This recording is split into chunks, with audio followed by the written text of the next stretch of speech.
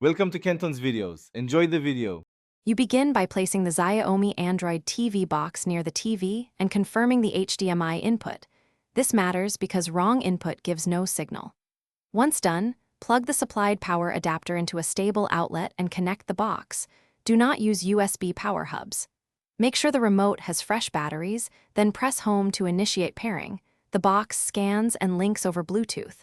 You should see the welcome screen. If not, cycle power once more to force a fresh boot. Next, you connect the box to the internet so apps and updates can flow. Choose Ethernet for speed or select your Wi-Fi and enter the password carefully. After connecting, sign in with your Google account to enable the Play Store and Cast features. This unlocks app installs and account syncing. Once signed in, go to Settings and check for system updates. Install them before adding apps. Doing updates first avoids compatibility issues, so let the box restart if required and return to the home screen. Finally, you install the streaming and utility apps you need from the Play Store.